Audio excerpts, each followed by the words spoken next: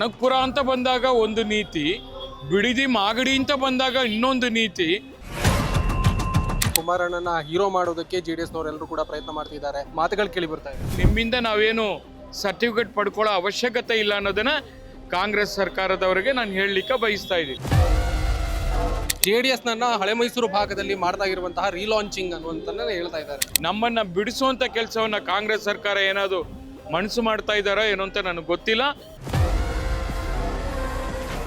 ನಮ್ಮ ಜೊತೆಗೆ ಜೆಡಿಎಸ್ ನ ವಿಧಾನ ಪರಿಷತ್ನ ಸದಸ್ಯರಾಗಿರುವಂತಹ ಶ್ರವಣ ಅವರು ಇದ್ದಾರೆ, ಅವರನ್ನ ಮಾತನಾಡಿಸ್ತಾ ಹೋಗ್ತೀನಿ. ಮುಖ್ಯವಾಗಿ ಇವತ್ತು ಬಿಡದಿ ಟೌನ್ಶಿಪ್ ಅನ್ನು ವಿರೋಧಿಸಿ ಬಹಿರಂಗ ಸಭೆಯನ್ನ ಮಾಡಿದ್ದಾರೆ. ವಿಧಾನಸಭೆಯಲ್ಲಿ ಮಾತನಾಡಲಿ ಜೆಡಿಎಸ್ ನ ನಾಯಕರು ಅಂತ ಕಾಂಗ್ರೆಸ್ ನಾಯಕರು ಕೂಡ ಹೇಳ್ತಾ ಇದ್ದಾರೆ.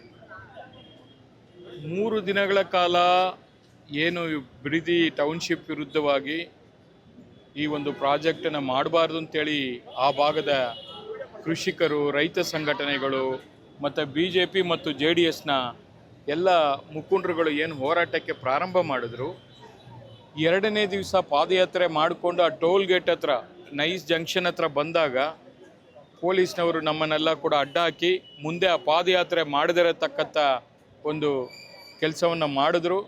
ಬಹುಶಃ ಪೊಲೀಸ್ ಅಧಿಕಾರಿಗಳ ಕೈ ಕೂಡ ಕಟ್ಟಾಕಿದೆ ಅಂತ ಹೇಳಿ ನನಗೆ ಗೊತ್ತಿದೆ. ಈ ಸರ್ಕಾರ ಅದನ್ನು ಸಹಿಸ್ಕೊಳ್ಳೋಕ್ಕಾಗಿಲ್ಲ, ಅಷ್ಟು ದೊಡ್ಡ ಮಟ್ಟದಲ್ಲಿ ಜನ ಸೇರಿರತಕ್ಕಂಥದ್ದು.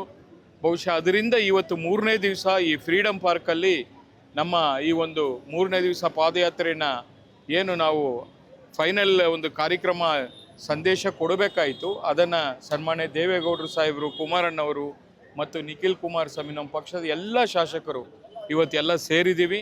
ಬಹುಶಃ ಇವತ್ತು ಇಲ್ಲಿ ನಾವು ಏನು ರೈತ ಮುಖಂಡರುಗಳು ಏನೋ ಒಂದು ಬಯಕೆ ಇದೆ, ಅದ್ರ ಪ್ರಕಾರ ಇವತ್ತು ಅದನ್ನು ಮುಗಿಸಿ ಮತ್ತು ವಿಧಾನಸೌಧದಲ್ಲಿ ಮಾನ್ಯ ಮುಖ್ಯಮಂತ್ರಿಗಳನ್ನ ಕೂಡ ಭೇಟಿ ಮಾಡಿ ನಾವು ಏನು ಇವತ್ತು ಅವಶ್ಯಕತೆ ಇದೆ, ಏನು ಬೇಡಿಕೆ ಇದೆ, ಇವತ್ತು ರೈತರಿಗೆ ಏನು ಆಗಬೇಕಾಗಿದೆ ಅದ್ರ ಬಗ್ಗೆ ಮನವರಿಕೆ ಮಾಡಿಕೊಡುವಂಥವ್ರು ನಾವು ಇದ್ದೀವಿ.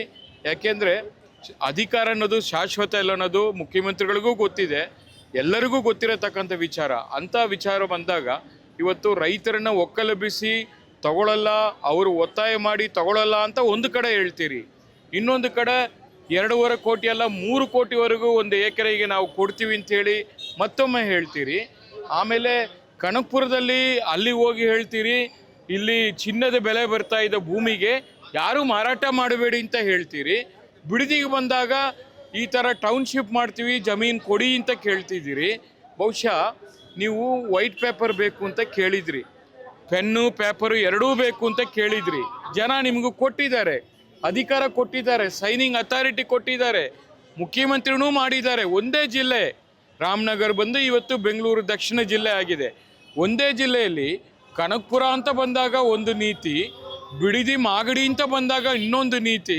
ಈ ಮಲದಾಯಿ ಧೋರಣೆ ಯಾಕೆ ಬೇಕಿತ್ತು, ಇದನ್ನು ನೀವು ಅರ್ಥ ಮಾಡ್ಕೋಬೇಕು. ಮತ್ತು ಕುಮಾರಸ್ವಾಮಿ ಅವರ ಕನಸಿನ ಕೂಸು ಅಂತ ಹೇಳ್ತೀರಿ. ಎಲ್ಲಿ ಹೇಳಿದಲ್ಲ ಕುಮಾರಸ್ವಾಮಿ ಅವರು, ಮಾನ್ಯ ಕೇಂದ್ರ ಸಚಿವರು 2007ರಲ್ಲಿ ಸದನದಲ್ಲಿ ಅವ್ರು ಏನು ಮಾತಾಡಿದ್ದಾರೆ ಅಂತೇಳಿ ಕಡತಗಳಿದೆ, ತೆಗೆದು ಅದನ್ನು ನೋಡಿ ಆಮೇಲೆ ಮಾತನಾಡಿ ಅಂತೇಳಿ ನಾವು ಈ ಸಂದರ್ಭದಲ್ಲಿ ಈ ಒಂದು ಟೌನ್ಶಿಪ್ ಯಾವುದೇ ಕಾರಣಕ್ಕೂ ಆಗಬಾರ್ದು ಅಂತೇಳಿ ನಾವು ರೈತ ಸಂಘಟನೆಗಳು, ಕೃಷಿಕರಿಗೆ ನಾವು ಬೆಂಬಲವನ್ನು ಸೂಚಿಸ್ತಾ ಇದ್ದೀವಿ. 28ಕ್ಕೆ ಕುಮಾರಣ್ಣನ ಹೀರೋ ಮಾಡೋದಕ್ಕೆ ಜೆಡಿಎಸ್ ನವರೆಲ್ಲರೂ ಕೂಡ ಪ್ರಯತ್ನ ಮಾಡ್ತಿದ್ದಾರೆ. ನಿಖಿಲ್ ಕುಮಾರಸ್ವಾಮಿ ಅವರನ್ನು ಕೂಡ ಇದೇ ರೀತಿಯಲ್ಲಿ ಪ್ರಯತ್ನ ಮಾಡ್ತಾ ಇದ್ದಾರೆ ಅನ್ನುವಂಥದ್ದೆಲ್ಲ ಮಾತುಗಳು ಕೇಳಿ ಬರ್ತಾ ಇದೆ. ಒಬ್ಬ ಮನುಷ್ಯ ರಾಜಕೀಯ ಜೀವನದಲ್ಲಿ 3 ಬಾರಿ ಸೋತು ಆದರೂ ಇಂಥ ಒಂದು ರೈತರ ಪರವಾಗಿ ನಿಂತು ಸಂಘಟನೆ ಮಾಡಿ ಹೋರಾಟ ಮಾಡುವಂಥ ಒಬ್ಬ ಯುವ ನಾಯಕನ ಬಗ್ಗೆ ಮಾತಾಡುವಾಗ ಯೋಚನೆ ಮಾಡಬೇಕು. ಅವರ ಮನಸ್ಥಿತಿ ಯಾವ ಥರ ಇದೆ ಅರ್ಥ ಮಾಡ್ಕೊಳ್ಳಿ. ಇವತ್ತು ಯಾರ ಪಟ್ಟಾಭಿಷೇಕನೂ ಕೂಡ ನಿಮ್ಮಿಂದ ಏನು ಆಗಬೇಕಾಗಿಲ್ಲ, ಆ ಪಟ್ಟಾಭಿಷೇಕ ಮಾಡೋರು ಕೂಡ ಆ ಭಾಗದ ಜನ ಮನಸ್ಸು ಮಾಡಿದ್ರೆ ಏನು ಬೇಕಾದ್ರೆ ಬದಲಾವಣೆ ತರ್ತಾರೆ, ಮ್ಯಾಂಡೇಟ್ರಿ ಕೊಡ್ತಾರೆ. ಪ್ರಜಾಪ್ರಭುತ್ವ ವ್ಯವಸ್ಥೆಯಲ್ಲಿ ನಾವೆಲ್ಲ ಕೂಡ ಇದ್ದೀವಿ. ಸಂವಿಧಾನದ ವಿರುದ್ಧವಾಗಿ ಯಾರು ಕೂಡ ಮಾಡೋಕ್ಕೆ ಆಗೋದಿಲ್ಲ.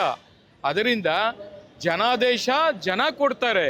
ಯಾರನ್ನ ಹೀರೋ ಮಾಡಬೇಕು, ಯಾರಿಗೆ ಎಲ್ಲಿ ಪಟ್ಟಾಭಿಷೇಕ ಆಗಬೇಕು ಅನ್ನೋದನ್ನು ಜನ ಮತ್ತು ಜನಾರ್ದನ ಇಬ್ಬರು ತೀರ್ಮಾನ ಮಾಡಿರ್ತಾರೆ. ಅದರಿಂದ ನಿಮ್ಮಿಂದ ನಾವೇನು ಸರ್ಟಿಫಿಕೇಟ್ ಪಡ್ಕೊಳ್ಳೋ ಅವಶ್ಯಕತೆ ಇಲ್ಲ ಅನ್ನೋದನ್ನು ಕಾಂಗ್ರೆಸ್ ಸರ್ಕಾರದವರಿಗೆ ನಾನು ಹೇಳಲಿಕ್ಕೆ ಬಯಸ್ತಾ ಇದ್ದೀನಿ. ಸರ್, BJP ಅವರು ಎಲ್ಲೂ ಕೂಡ ಕಾಣಿಸ್ತಾ ಇಲ್ಲ, ಹಾಗಾಗಿ ಇದನ್ನ ಈ JDS ನ ಪಾದಯಾತ್ರೆಯನ್ನ JDS ನ ಈ ಪ್ರತಿಭಟನೆಯನ್ನ ಇಲ್ಲಿ ಮುಖ್ಯವಾಗಿ ಕೇಳ್ತಾ ಇರೋದು ಏನ್ ಕೇಳಿದ್ರೆ JDS ನನ್ನ ಹಳೆ ಮೈಸೂರು ಭಾಗದಲ್ಲಿ ಮಾಡ್ತಾ ಇರುವಂತಹ ರೀಲಾಂಚಿಂಗ್ ಅನ್ನುವಂತನ್ನ ಹೇಳ್ತಾ ಇದ್ದಾರೆ. ಬಹುಶಃ ನಮ್ಮ ಮಿತ್ರರವರು NDA ಪಾರ್ಟ್ನರ್ ಆಗಿ ನಾವು ಕೂಡ ಇದ್ದೀವಿ. ಮಾನ್ಯ ವಿರೋಧ ಪಕ್ಷ ನಾಯಕರಾದಂಥ ಅಶೋಕ್ ಅವರು ಬಿಡದಿಯಲ್ಲಿ ಬಂದು ನಮ್ಮ ಕೇಂದ್ರ ಸಚಿವರು ಕುಮಾರಣ್ಣವರು, ಅಶೋಕ್ ಅವರು ಎಲ್ಲರೂ ಕೂಡ ಈ ಒಂದು ಬಿಡದಿ ಪಾದಯಾತ್ರೆಗೆ ಚಾಲನೆಯನ್ನು ಕೊಟ್ಟು ಅನೇಕ BJP ಮುಖಂಡರುಗಳು ಅದರಲ್ಲಿ ಭಾಗಿಯಾಗಿದ್ದಾರೆ. ಬಹುಶಃ ಈಗ ಏನು ವಿಧಾನ ಮಂಡಲ ನಡೀತಾ ಇದೆ, ನಾನು ಕೂಡ ವಿಧಾನ ಪರಿಷತ್ತಲ್ಲಿ ಆಗಲೇ ಉಪಸಭಾಪತಿ ಆದಂಥ ಉಮಾಶ್ರೀ ಅವರು ಏನು ಪದವಿ ತಗೋತಾ ಇದ್ರು, ಅವರು ಕೂಡ ಅಭಿನಂದನಾ ಕಾರ್ಯಕ್ರಮದಲ್ಲಿ ಭಾಗವಹಿಸಿ ಮತ್ತು ಈ ಒಂದು ಹೋರಾಟದಲ್ಲಿ ಬರಬೇಕು ಅಂತೇಳಿ ಇಲ್ಲಿಗೆ ಬಂದಿದ್ದೀವಿ. ನಾವು JDS ಅವರೆಲ್ಲ BJP ಅವರು ಸದನದಲ್ಲಿದ್ದಾರೆ. ಅಲ್ಲಿ ಕೂಡ ಅವರ ಒಂದು ಹೋರಾಟ ಮಾನ್ಯ ಸಚಿವರಾದಂಥ ನಮ್ಮ ನಾಗೇಂದ್ರ ಅವರು ರಾಜೀನಾಮೆ ಕೊಡಬೇಕು ಅನ್ನೋದು ಒಂದು ಹೋರಾಟವನ್ನು ಅವರು ಕಳೆದ 2 ದಿವಸಗಳಿಂದ ಮಾಡ್ತಾ ಇರತಕ್ಕಂಥದ್ದು. ಅದರಿಂದ ಬಹುಶಃ BJP JDS ಏನೇ ಮಾಡಿದ್ರು ಜಂಟಿಯಾಗ ಇದ್ದೀವಿ. ನಮ್ಮನ್ನು ಬಿಡಿಸುವಂಥ ಕೆಲಸವನ್ನು ಕಾಂಗ್ರೆಸ್ ಸರ್ಕಾರ ಏನಾದರೂ ಮನಸ್ಸು ಮಾಡ್ತಾ ಇದ್ದಾರೋ ಏನೋ ಅಂತ ನನಗೆ ಗೊತ್ತಿಲ್ಲ. ಬಹುಶಃ NDA ಪಾರ್ಟ್ನರ್ ಆಗಿ ನಮ್ಮ ಜವಾಬ್ದಾರಿನಿದೆ, ಅವರ ಜವಾಬ್ದಾರಿನಿದೆ. ವಿಧಾನ ಮಂಡಲದ ಒಳಗಡೆ ಹೊರಗಡೆ 2 ಕಡೆ ಕೂಡ ನಾವು ಜಂಟಿಯಾಗಿ ನಮ್ಮ ಹೋರಾಟವನ್ನು ಮುಂದುವರಿಸ್ತೀವಿ. ಇದು ಸರವಣ ಅವರ ಮಾತು. ಕ್ಯಾಮರಾ ಪರ್ಸನ್ ಧನುಷ್ ಜೊತೆ ಶ್ರೀರಾಜ್ ಹುಟ್ವಾಡಿ, ಬೆಂಗಳೂರು.